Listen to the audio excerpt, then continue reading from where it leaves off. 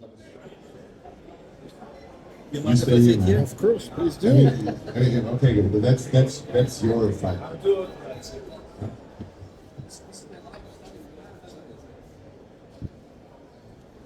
Okay, so welcome to the last session of this beautiful Club Cantina Agave Embassy device videos. But you can stay. The last session for this show was really beautiful. It's 3 days. I mean, it's still going on, so it's the last day. But I think the sessions that we had, they were super interesting, really, really good. And I'm very glad now that an icon of an idol of tequila production, Sophie Decobecq herself, is here to present something today. And she's not a one-man show, one-woman show. However, she does everything. She knows everything about how making tequila. And although she's French, she got Mexican virus like I have as German. Never got rid of it, and she will tell us a little bit about her story. It's really interesting to listen to. So yeah, only that we're a few people. However, it will be really beautiful. We hope to gather some more people. So yeah, it might be quite late already, but Sophie, the word is yours. Thank you very much for coming. Honestly, it's always a pleasure to have you in the talks, and won't be the last one. Thank you very much. Muchas gracias. And it's a different talk that I usually do. I usually speak very normally about production, and I'm very often asked what it is to have a tequila brand or even to have a brand today in this industry. We could see this year, well, it has a lot of booths, a lot of new brands. And what does it mean, no? Then to have a brand, what do we want to bring also? So the main part is really to bring to the community something, right? And I don't know if one of you want one day to have a brand, or if you have a bar. I would be interested in knowing more about why you came also, and to interact together. So is there a reason why you're here? Yes, I produce agave. I make agave grower, but the price is very low, and I have to think about doing something else. Obviously, talking about making a tequila brand, I have two already, but inulin and agave syrup is also an option. So I'm here to learn. Is there a reason? Agave enthusiast, that's it. I've attended the last session and wanted to see what's going on here. So I'm a bar owner and a spirits educator, so it's always good to get new inspirations and everything. So that's why I'm here. An emerging tequila brand that hopefully will be launched by the end of the year.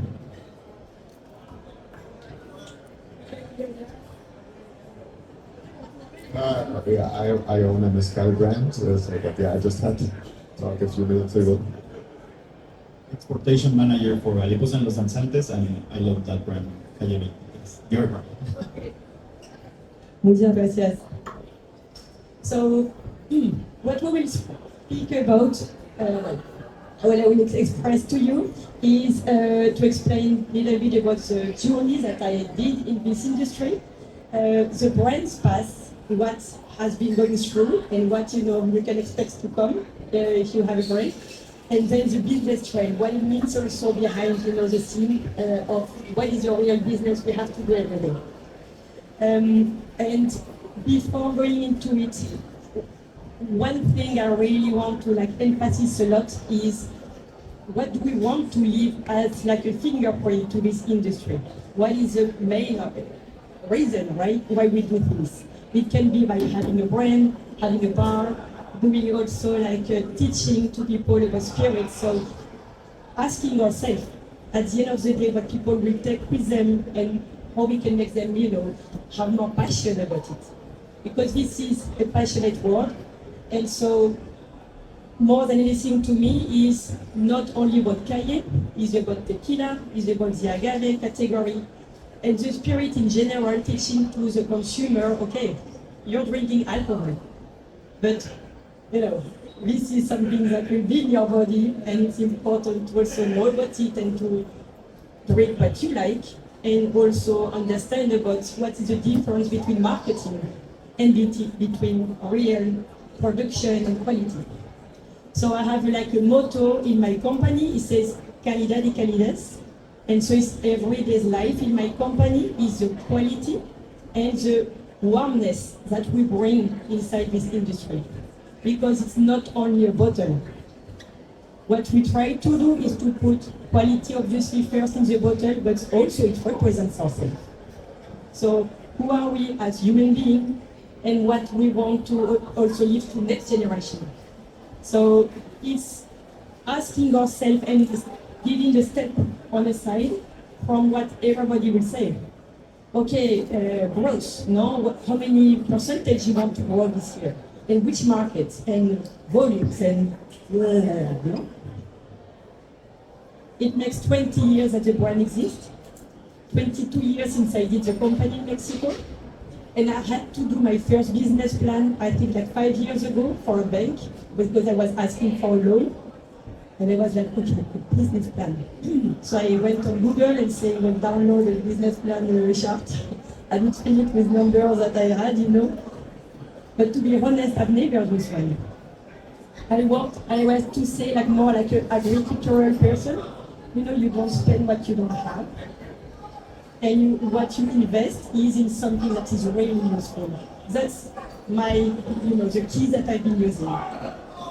And I do believe that even with not a lot of funds, you can do beautiful things if you do it with passion and with this will of sharing good things, right, to your consumers. So let's go to as a founder's journey, and let's break also like some ideas about how you should be to own a brand. I mean, I'm a female. I started young. Because again, I'm 48. I was so 28 when I did when the brand was born, but I was 25 when it was the day after my 26th birthday when I created the company in Mexico. Nobody gave me 1 peso. My parents didn't give me any money. So it was really like from day one, investing and reinvesting everything that was earned was always reinvesting. I'm a foreigner, you can hear by my accent. I don't really have a Mexican accent.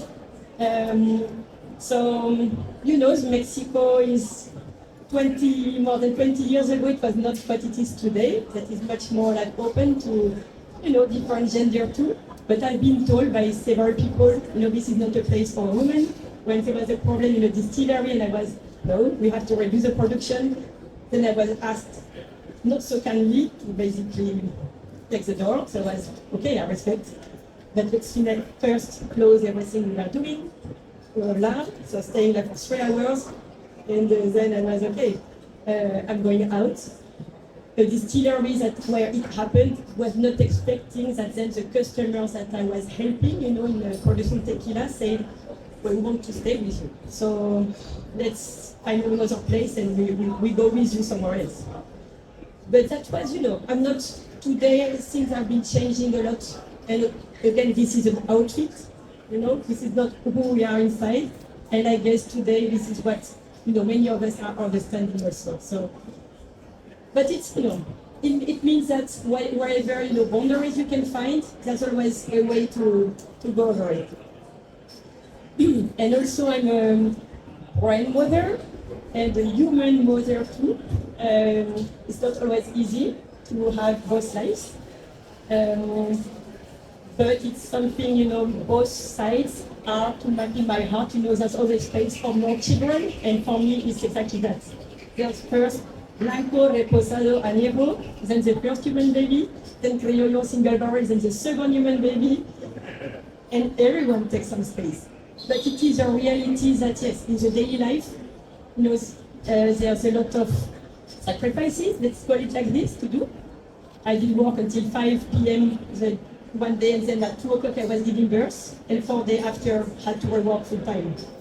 I'm not saying this is what has to be done. I don't think it is great. But if you have a brand, sometimes you don't have those options. Because if not, you use your babies on the side. So it's about, yeah, if you're passionate about something, okay, finding some spaces everywhere, right? And very quickly to make you understand what is a background. I first came in Mexico in '98, fall in love with the country, obviously. And I came back to work in a research center in Mexico City with yeast and active bacteria in 1999-2000. So I'm a biochemist engineer, and this is how I did enter into this industry. So I love processes. This is my, my big thing. And so having my engineer diploma in the pocket, my first job was actually in South Africa in a distillery. And by chance, the distillery was producing Agave spirit in South Africa. So that was amazing. But people were asking me all the time about tequila. And I lived in Mexico before. So obviously I was saying to them, well, it has to be produced in Mexico, no? So I have some contacts to give you and contact them. And they were like, you speak the language, you know the process, please help. Can you come back to Mexico and do that? So this is what happened. And in 2003, it was easier to do a company for the exportation things, etc. Never thought I would do a brand, but by chance also I was doing some samples, experimentation, and some friends from the industry were like, this is very good, but don't you do a brand? I first did it for friends and family, and well, now it makes 20 years. The brand exists. We are in more than 22 countries, I think. We have 15 countries in waiting list, but I try to open just 1 or 2 per year to continue with the quality and not being pressed by or pushed to do higher volume too quick. So, but it's 26 years in total, in this industry of learning, failing, learning, all over again, right?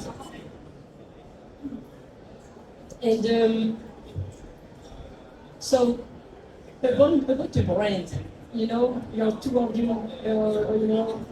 having a brand, and I think when you have a bar, it must be the same, is, okay, always reinventing yourself. What you want to share, what was the community, or what you can bring to the community.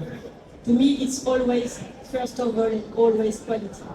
You can spend as many millions as you want, and you can see it, in many booths. There's beautiful booths, etc. But at the end of the day, there's bartenders who are passionate, and if what they have in their glass makes sense to them, bam. No? So there's no much magic about it or science. It's like, let's do quality and make sure that every bottle is fantastic. When we did earn many awards, so it's blind tasting awards, and when there's these awards, I say to my distributor, well, we need bottles to be shipped to that address. We don't know in which warehouse it was kept, which bottle, which lot. I don't mind. I don't want to send myself a specific bottle. My special wish is that any bottle that anyone can grab in the liquor store, go to that award, and if it gets an award, then I'm very happy, because it means it's an everyday bottle. And so when we get the best in-class award in the tequila categories, and it's like, okay, we did good in taking care of every bottle. I'm not saying it will happen every year or every batch, but it's very pleasant to see that. So again, it's quality inside. What about marketing? What What do you mean by quality? Sorry? What is the definition of quality Well, from your side? so yes, Stelios, thank you for that. What is the definition of quality? Quality is about finding, and I can show you here. Quality is about, first of all, having raw ingredients the best you can. If you do, I don't know, pasta alla bolognese, no? If you have beautiful ingredients, you do a good pasta alla bolognese. If you purchase like the can with tomatoes that doesn't taste anything, it's going to taste crap, right? So, searching for raw material, and to me also, quality means more than also just the taste. It's also the quality in everyday's life, or the impact we can have. I try to eat as much organic as I can. You will maybe laugh about that, but I'm using also organic toilet paper. So the first time I saw that, because my friends were like always willing to purchase things of organic, I was, what the hell? Why do you need your... sorry, but why it doesn't need, organic? It doesn't even feel the difference. But it's when you think about what is the impact behind. To produce that toilet paper, then you are not using all the chemicals and you are taking care of how it's produced. And this is the real impact. It's much more than the product itself. It's the same with clothes, it's the same with what we do every day. So we have one planet, we should take care of it, and so every action is important. And that's why even for the brand, everything we don't have pins, because I didn't find Mexican producer of the metal to do it. So we try also to buy local, to use things that are, it's little details, but to me, it's also inside the quality of what we do every day. Like every action is important.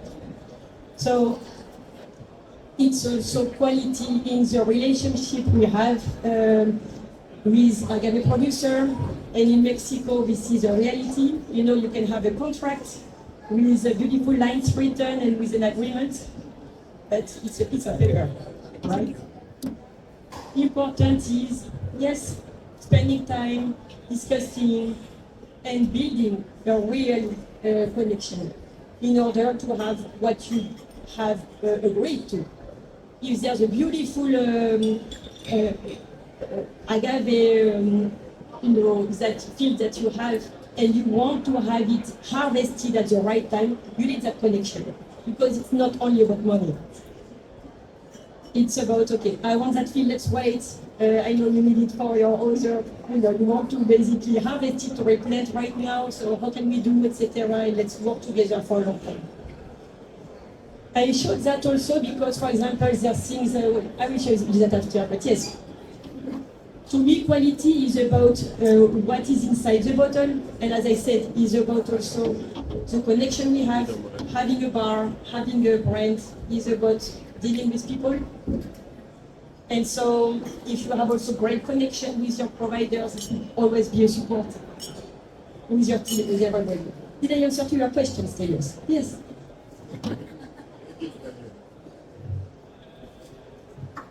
And so, also, don't listen to everybody that will tell you. So what you have is Blanco, yes, in your glass. So you will try this Blanco. This is 40%, so it's Highland tequila. And then you will have a second Blanco that was done to celebrate the 20 years of the company.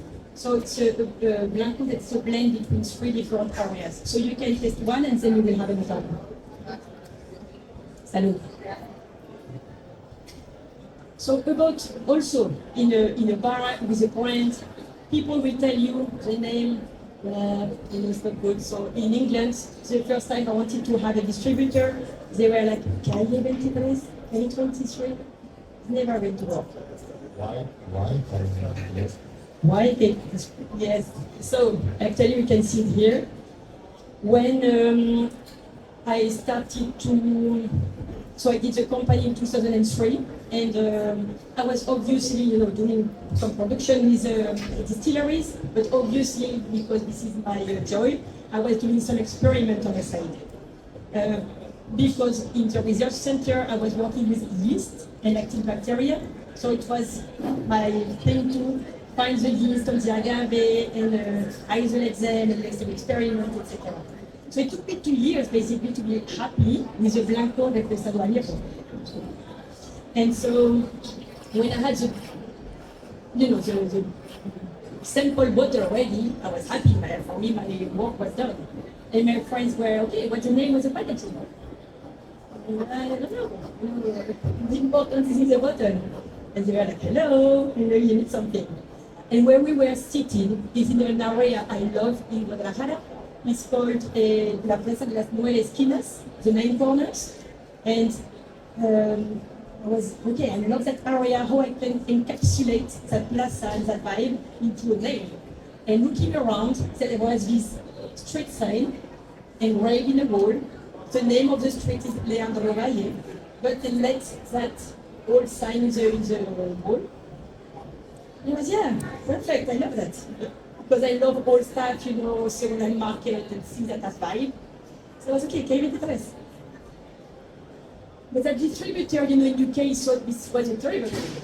So he didn't want the brand. And I think I met them again like 8 or 10 years after, and they were, we feel so bad because we love the brand. The day you want to come back, please, you know.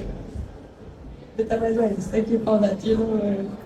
It's the same with the packaging. I didn't want, you know, I'm not Mexican, so I was not going to do packaging and copy something that will exist. So I chose a designer. She's half Japanese, half Belgian. And she said, yeah, I don't know anything about tequila, so I can research things on internet. And I was like, no, let me send you everything about the process. Let me tell you how it's made. So I sent her pictures about the agave fields, the yeast, and how it's produced, etc. I was disappointed she didn't use the yeast because I think they're beautiful. So one day I will do a special edition with yeast design on it. You know? But yeah, she loves the agave, and then I said, oh, yeah, I love the red color. So it came from something also, you know, internal, and not because the market is wishing something in particular. So it's also something. What people say about what is needed in this world, I mean, better to put yourself inside what you do instead of just trying to be behind the lead. So this is what it is. People may like it or not, but I feel myself comfortable. I feel my personality fits there. So then you can rely on that. And then comes some special editions, so it's great also then to do experiments. For this one, it was an experimentation that nobody had done before also, and it was one of the first high-proof Blanco or high-proof tequila going into the market. And the same, my distributor in Australia was like, are you crazy? Do you know how many tax we have to pay on almost 50% tequila? It's never going to sell. And I was, yeah, but this is the way it was done when I was pregnant of my first child. So I wanted also something like, it was for me the birth thing. I've never been good to do like a picture thing. So I was like, let's do a tequila. And this is the way I drink it at home. So it's the way I want to share it with the consumers. And at the end of the day, it has been a really appreciated tequila, which was great. So I was not sitting on it for 10 years as I thought first. So again, trust in what you like also, and not same with liquid. People now say, for tequila for so long, I heard, no, in the US, you have to be smooth. Not smooth, if not, you will never sell. And you have, in England, you have to be below 40. If you do 38, you can sell double volume. And then if you do blah, blah, blah, I'm like, sorry, but I don't like my tequila below 40, so I'm not going to do it. And I was not against getting double volume at that time. I was very struggling with the business. But I said, yeah, I would not, be proud then of the liquid. I will feel it's not what it should be. So also, when Stelios was asking about quality, is about what you feel is the category. What we want to share, how we want to put the break into the category and say, okay, this is my participation. It may be, right or wrong for many people, but for me, tequila, the way I love the tequila category, this is where I want to go.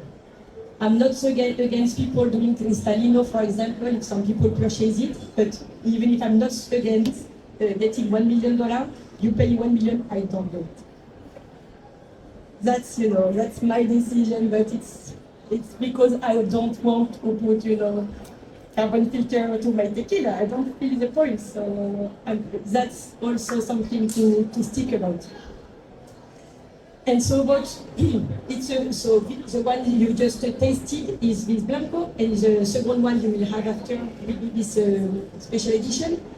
And I put this globe to rephrase that part, right? There's many countries also that, have discovered tequila in their young age, with some tequila that were not maybe the best representative of the category, having hangover and saying, not, never again, no? So you have to struggle, and this is part of the work also. Big part is education, education, education. And it's the same, I guess, in a bar. People can come, and I guess you're experiencing that, no? We come and ask for one spirit, and so many bartenders do so well in saying, oh, have you tried that other things? Or if you like that, may I introduce you to something different? And then, or if someone wants a shot, well, instead of drinking it in a shot glass, if you pour it into that, it's a game changer. Glassware is a game changer. Because you give that to someone, it's like, smelling it first. Because you give a shot glass, what do you do? Drink it. A shot glass, you should do a shot. Easy, yeah. So it's already thinking about that part and making them, change their perception.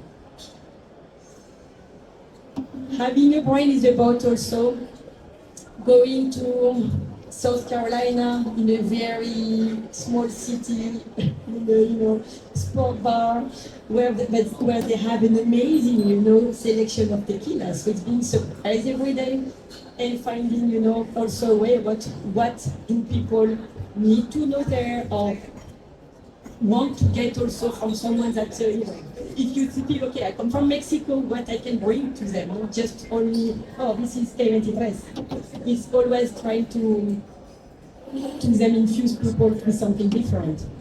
Spending a lot of time in also some liquor store and speaking with people who arrive and say, I want a vodka. So you're like, okay, you are going to spend 3 hours in a liquor store in South Carolina, far away from your children, and you're like, okay, let's make it happen. And have you heard about tequila in this time? No, this is made with agave. So this is what it is behind. And I did put these 2 pictures below to speak a little bit about social media. I guess we mostly, I don't know for you, who likes social media or who is like struggling with it now? How is your feeling? Like this for you? Yeah, it's kind of like you have to do, but also the time when you open it, it's the same pictures all the time. I mean, it's nothing innovative, and at the end, it's changing all the time as well. I mean, you are the product. You get adverts all the time, and what's the use? I mean, it's just used to promote it, and you have to do it in a way to be on block. You have to do it. It's a profession. But the mode, well, especially Instagram, TikTok not so much yet, but Instagram is something where we as a brand as well see the opponents as well, see the bartenders. So it's two-sided sword. So yeah, it's good because you know what's happening in the industry, bad because of you kind of have to be active to do something. And for me, it's a have to that is struggling. And I totally agree with you. And I think I love myself, obviously, to be in Mexico and being able to travel and see places I love and understand what they do or programs they do. But it's true that this is something struggling. And so it was just something to open also, what do we want? If we have children, what do we want them to have in the future? Because we are part of it. And I feel that responsibility myself. I don't want to have someone or to pay someone sitting behind a computer doing that because I don't want my kids to be, or some people passionate about it. I'm not against it. But it's finding also a balance and thinking about, how we can communicate or how we make an impact again to the community, but maybe not putting everything on social media and willing the bartender to be all the time behind. So how can we create that? And this is an open question, I don't have the answer. But I wanted to put it because it's something, if you have ideas after, we'll be happy to hear you.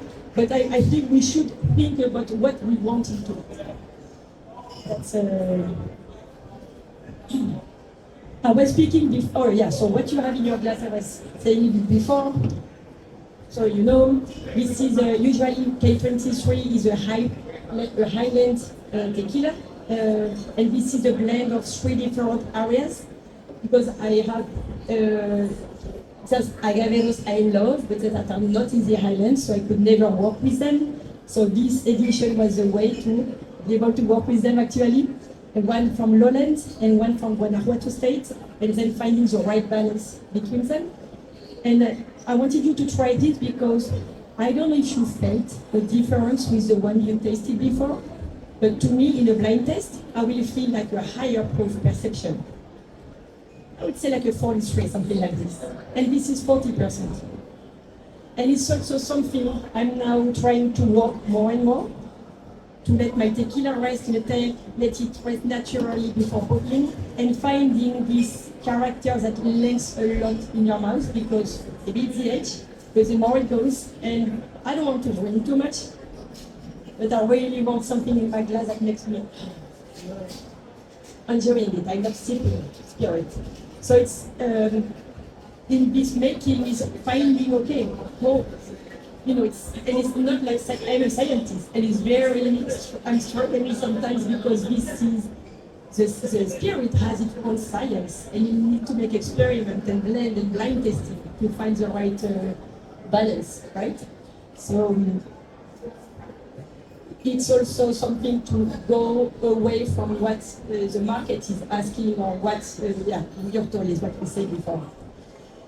For the business trade, it's also facing things that you are not expecting at the beginning. For example, one day we had just before this sunlight, big rain, and so the truck was stuck in mud. I didn't think about taking the picture when the mules were loaded with agave, because it was not something done for marketing. It was really because I had to. Who has some mules, you know, because we can't take them out of the field. So it seems that you have to deal with in the daily life.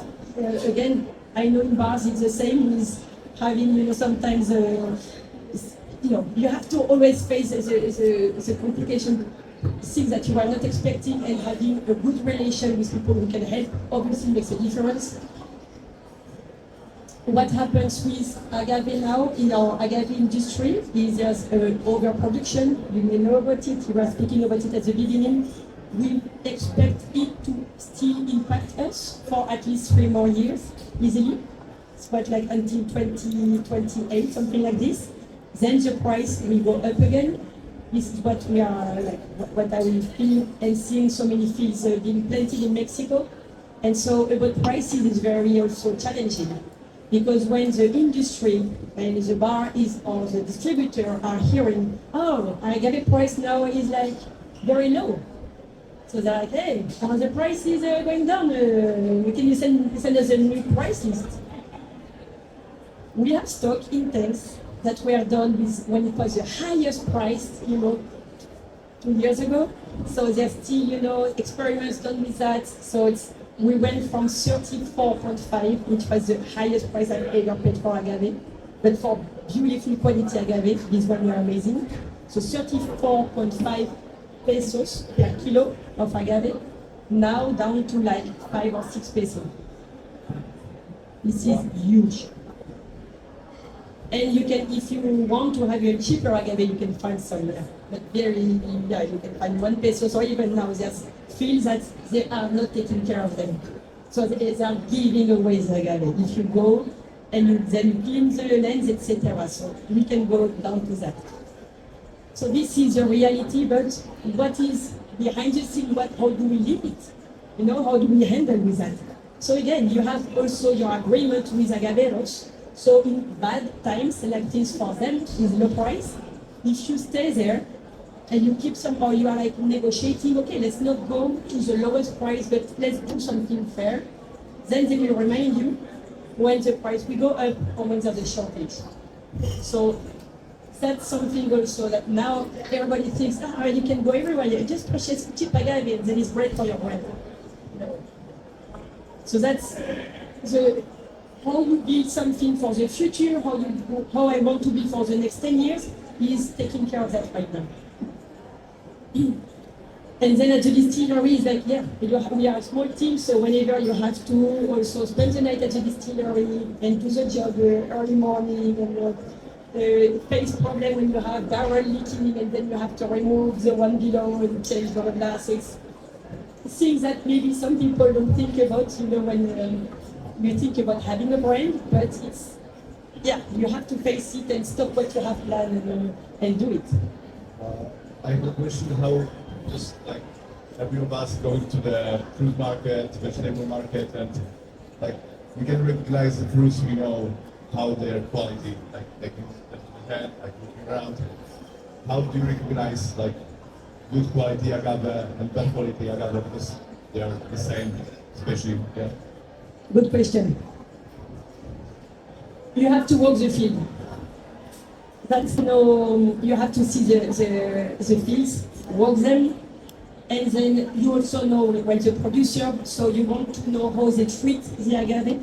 At the very beginning, there's always, like the picudos, there's like some little animals that can go inside your agave, and if you don't treat it at the beginning, you don't see it until you harvest. You cut your agave and it's half empty, which is terrible. So there's some treatment, but if I work a lot with organic plantation, so at the very beginning they have to use these chemicals, but then it goes away with the time, and they are super careful about what they use, obviously. And then it's about good practice into the field. So you have to know your producer, the way they work, and you go there when it's not plant leader, with some, but then after knowing them for 20 years, you know the quality. And then when you walk the field, you can see if there's plagas, we say that in English, plague, yeah, if there's plagues. Then when do you know it's mature? Same, you have to walk the field. So the bottom leaves, so the picture don't look as beautiful as, earlier age agave. So sometimes, sometimes some people say, oh, your agave are like, oh, so, no? But I'm paying more expensive for these ones. It's like you can see on this picture, no? You have these red signs, el sangrado, like a blood, we could call blood color, and sometimes you are really like a blood part going down if you still see it.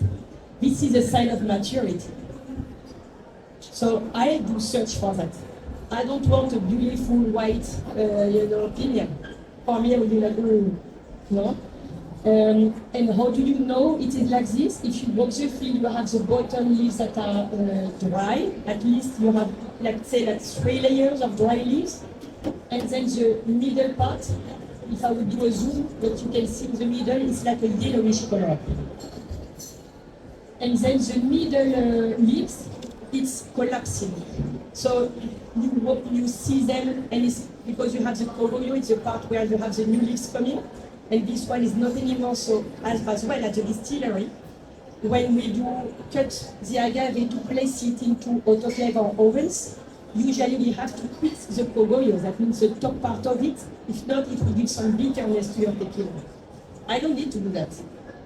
Because my agave are very mature, so there's not, so you go in at the distillery, and before loading, you don't have almost anything on the floor left. So it's, if you want to know if someone is using very mature agave, it's little things that you can watch being at the distillery as a collection. Have you found any differences between the highlands agave and the valley agaves in terms of sugar contents and maybe after fermentation, the flavors and aromas? So doing that experiment, that was what I was willing to experiment. The only thing is I couldn't, we had then a little thing to adjust at the distillery, so I couldn't do the production in a row. I was willing to do everything before rainy season, and I had to do 2 before rainy season and 1 after rainy season. So my experiment then is not the same. If you're like in the science, you can only change 1 parameter to be able then to make a right comparison. Because before rainy season and after, it's not the same experiment at all. Before rainy season, you will have this agave like, super loaded in sugar, drier, and then you adapt also your production according to that. During your milling, you will add some more water to have a lower breaks to start your fermentation. When after rainy season, you have a higher hydratation of the plant, so you adapt everything. So that I need to do it again to answer rightly, I want to be accurate and not say something. That's why my aim at the beginning was to do the 3 tequila on the side and present it like this. And I decided not to do it because I didn't want people to compare apples and pear. Because you will have compared a field area and a different period. But yes, there's some difference. Yes, from lowland, I can definitely have more minerality in the characteristics. That's a big part. Some more like fresh, like green, like the green grass. Herbal. Herbal, exactly. Yeah, totally. But it sounds like you've been liking more the highlands agave for some reason. I do as well. I'm by no means an expert, but for some reason, I like that taste. I like the fruitiness of it, some peppery, character to it. This is what I find usually. That's why I did decide at the beginning, as I started from scratch, I could decide where I will do it. So I did choose the highlands, but it was a real pleasure to work with the lowland agaves. And yeah, I was happily surprised.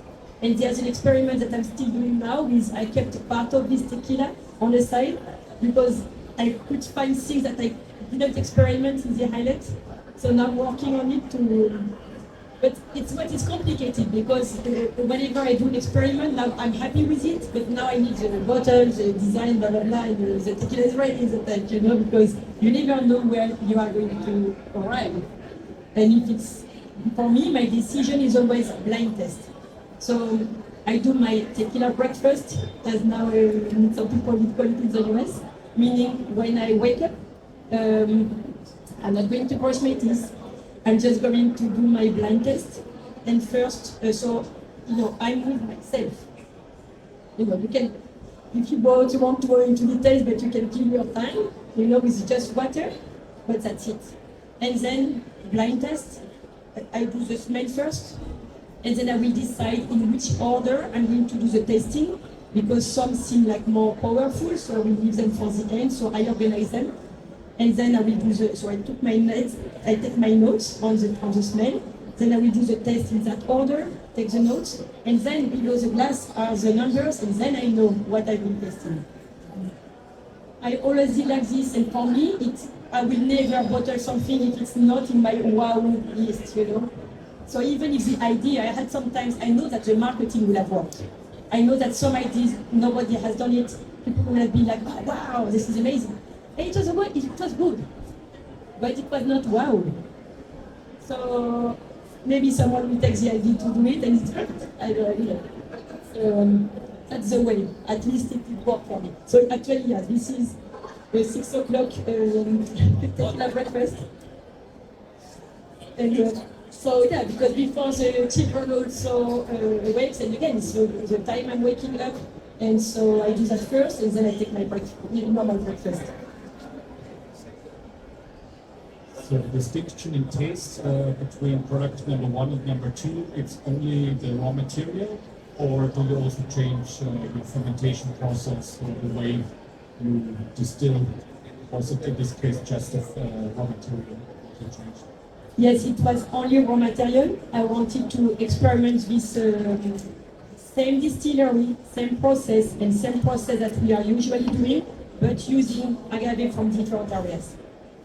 But again, I will need to do it again right at the same time, like within 3 weeks, trying to do next time it's what I want to do, like 1 week each area. So it's like, you can really make a comparison then.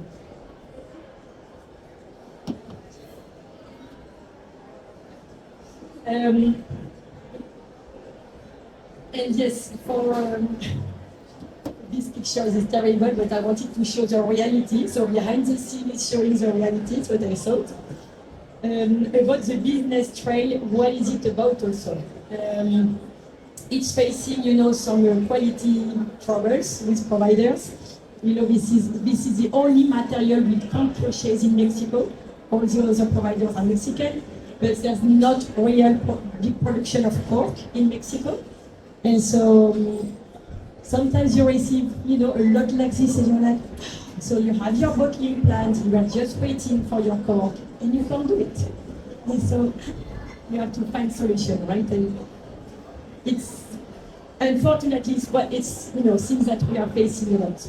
And then as a brand owner, but again as a bar owner or something like this, you need to be multitask, you know, like this Swiss knife, and having like many things you can do. Like, you know, in logistics, you need to know how it works. You need to be good in finances when like following what the accountant says, unless you have a big team and you have money. But in my company, we are 5. And even if, you know, if one person is missing, I take the job of the person missing. Or a lot of time, you know, I need to resolve problems that we have, like where the shipment and it's blocked, so why? Yes, the dangerous declaration was great, but the MSDS was not great. This is the material safety data sheet, blah blah blah. So it's getting into details helps a lot to resolve what is needed and not to be, you know, stressed or having to count on someone else and then making some mistake. So I would highly recommend to go into details. It's not complicated. It's just a matter of getting into it. Team building, obviously, and if it's an international team, it's also understanding who we are. I mean, I'm French. I love Mexico. People call me the Frexican or French Mexican. I could have the Mexican passport for 20 years, but it was great to keep also the French passport. But it's true that we don't work the same way.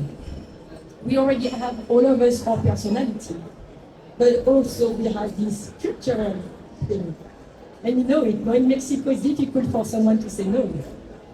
So they say, sí, ahorita mismo, no? Or something like this. And you're like, okay, if it says right now, like ahorita mismo, usually it says, no, it's not really what I want to do. So, or when you hear like, lo que pasa es que, okay, you know that there'll be a big trouble, and then when I hear that, I'm like, okay, I'm going to listen, but we need to understand what was the root of that. So it's, like in everybody's job, right? Here I just put that picture because it was the day of one of my best friend's birthday party. I was in a meeting, I couldn't even talk to him, or I just sent the picture saying, well, I can't come. And she went. And it was devastating for me because I was like, you know, there's many things in life that I miss, the birthday of my children or things like this. And you can't. I mean, you have to do your business, or you are struggled in the trouble. This is it, right? Because yes, it means also, and I try to lower my carbon fingerprint, traveling less. So before COVID, I already advised my distributor and the markets that I didn't want to travel so much because it felt so bad. So I'm putting myself travel ban because for work I've already traveled a lot. So I'm not, you know, I'm nobody to give an example because I already, you know, did too much. So I prefer to leave also the carbon fingerprint to younger people. But it's also a way of how can we build our business, not following also what everyone is asking us to do. And I'm still working on it. But it's not easy because obviously everybody would love you to go to each market, and I love doing it. I love going to a market and do a masterclass or to do tasting, and more than anything, I love to see the consumer. I love to visit the bars and taste the cocktails made with Kaye. To me, it's my biggest pleasure because this is the final result of all the work we do every day. But the reality is that, and also when do you do your homework? You know, for your business if you travel so much. So it's how you sit and what you really want, what is the impact you think you can give also, thanks to your brain in what you do. And to me is, I did think about it a lot, and my conclusion is that my work is to produce something right inside the bottle, and the rest, you know, in what I do, then the rest is, I will not say optional, but it's something, it's education and giving something right. And then, some other people will tell you everything they want, but yeah, for me, this is what works. So let's see what works for you and what you want to leave as a fingerprint into your life, into your job, into what you've been creating. That will be my conclusion, I will say. And this is a sentence that my sister has found. That's why even if you don't have money to pay for a marketing agency, your family can be there or friends. I use them a lot. And I gave you my heart, or I gave you my heart. And so thank you very much for being here today. And let's say salut la Decobecq program.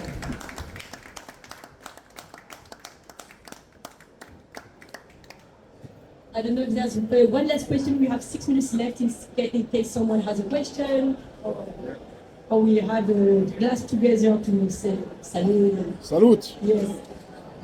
Gracias. Oh, you want some more? Yes, if you don't mind. There's some more glasses. So perfect. Santé. Santé. Some more glasses.